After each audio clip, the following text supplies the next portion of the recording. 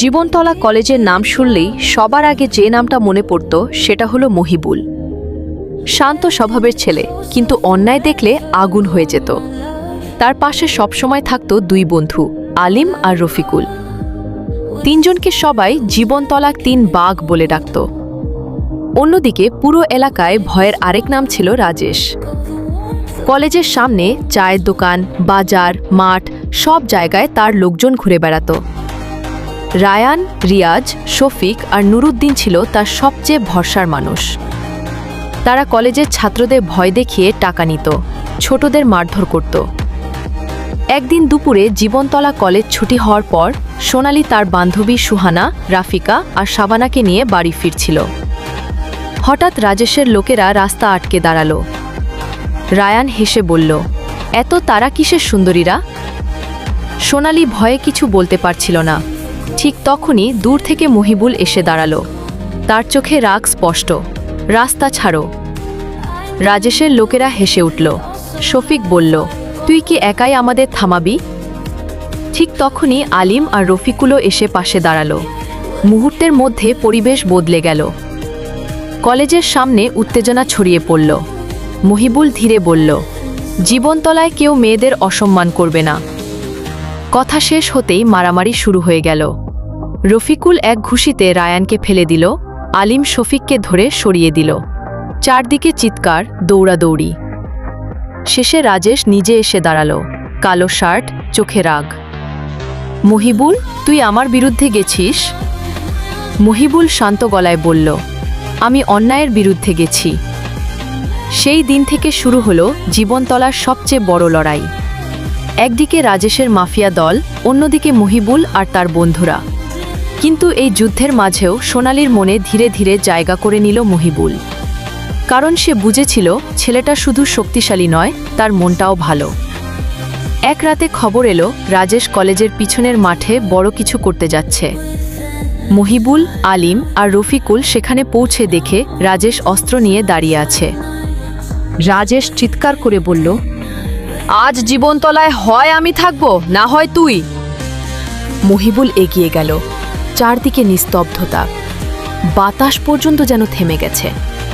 তারপর শুরু হলো ভয়ঙ্কর লড়াই। শেষ পর্যন্ত রাজেশ হেরে গেল। পুলিশ এসে তাকে আর তার দলকে ধরে নিয়ে গেল। জীবনতলা আবার শান্ত হলো। কলেজের মাঠে দাঁড়িয়ে সোনালি ধীরে বলল, তুমি না থাকলে হয়তো আমরা কখনো নিরাপদ থাকতাম না। মহিবুল হেসে আকাশের দিকে তাকালো। পাশে আলিম আর রফিকুল দাঁড়িয়ে।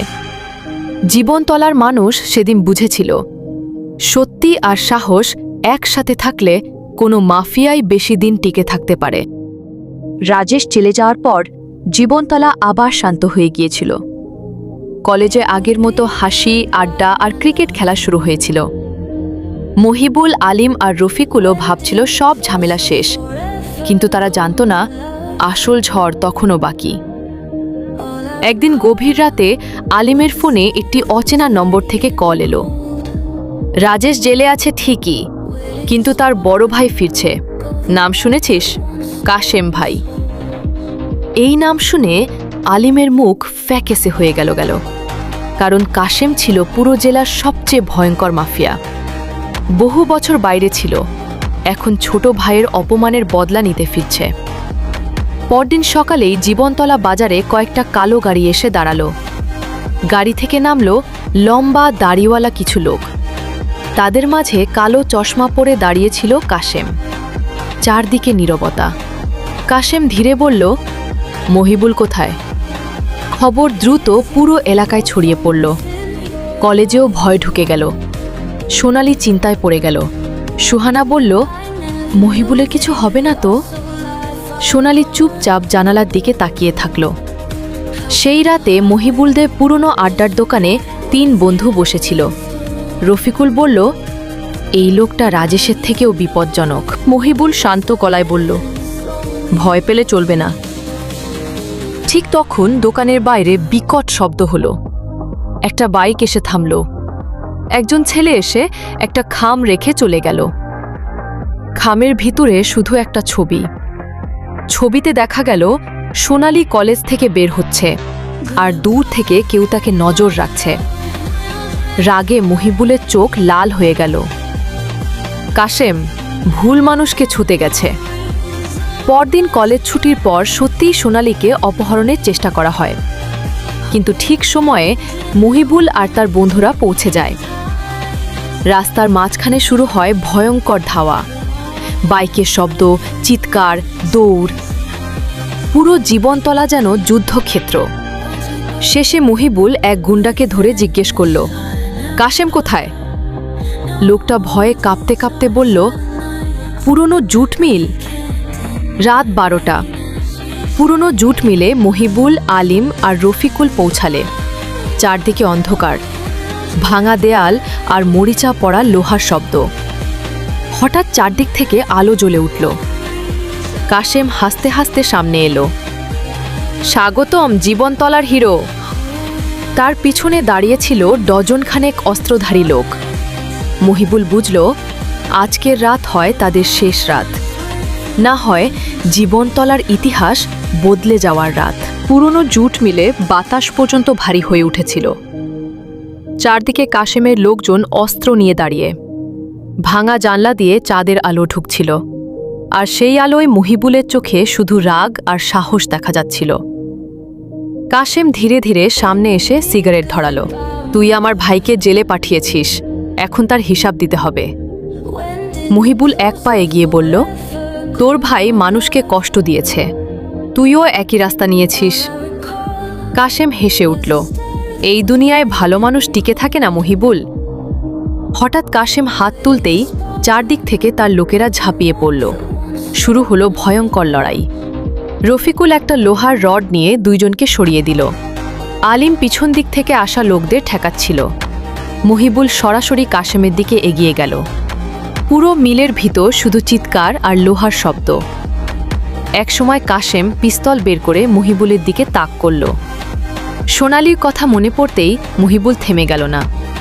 সে দ্রুত ঝাঁপিয়ে পড়ে কাশেমের হাত ধরে ফেলল। দুজনের মধ্যে ধস্তাধস্তি শুরু হলো। ঠিক তখনই গুলির শব্দ। থাম! সবাই থেমে গেল। মাটিতে পড়ে গেল আলিম। রফিকুল চিৎকার করে উঠল, আলিম!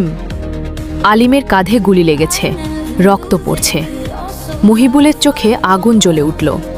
সে প্রচণ্ড রাগে কাশেমকে ঘুষি মারল। কাশেম মাটিতে পড়ে গেল। দূরে পুলিশের সাইরেন শোনা গেল। কেউ একজন আগেই খবর দিয়েছিল। কাশেম পালানোর চেষ্টা করতেই মহিবুল তাকে ধরে ফেলল। জীবনতলায় আর কারো জীবন নষ্ট করতে দেব না তোকে।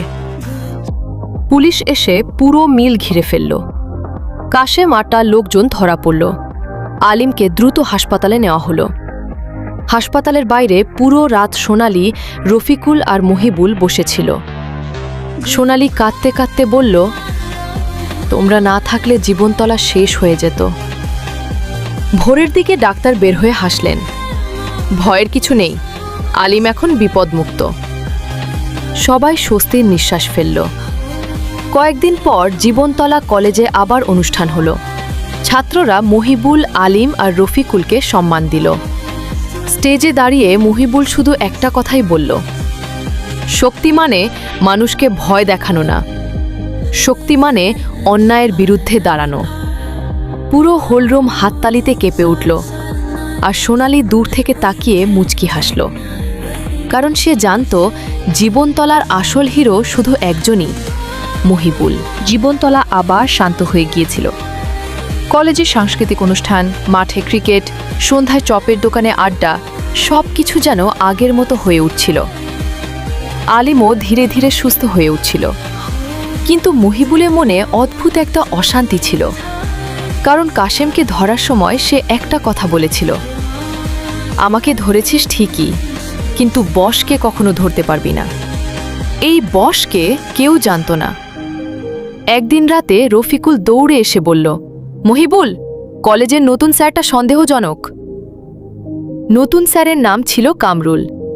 শান্ত ভদ্রমানুষ বলে সবাই চিনত, কিন্তু কয়েকদিন ধরে তাকে রাতে কিছু অচেনা লোকের সাথে দেখা যাচ্ছিল। মহিবুল বিষয়টা খেয়াল করতে শুরু করল। পরদিন কলেজ ছুটির পর সোনালী আর তার বান্ধবীরা লাইব্রেরি থেকে বের হচ্ছিল। হঠাৎ সোনালী দেখতে পেল কামরুল স্যার ফোনে বলছে, আজ রাতেই মাল পৌঁছে যাবে। সোনালি বিষয়টা শুনে ভয় পেয়ে যায়। সে দ্রুত মহিবুলকে খবর দেয়। সেই রাতেই মহিবুল, আলিম আর রফিকুল গোপনে কলেজের পিছনের পুরনো গুদামের দিকে যায়। গুদামের দরজা একটু খোলা ছিল। ভেতরে ঢুকে তারা যা দেখল তাতে সবাই অবাক।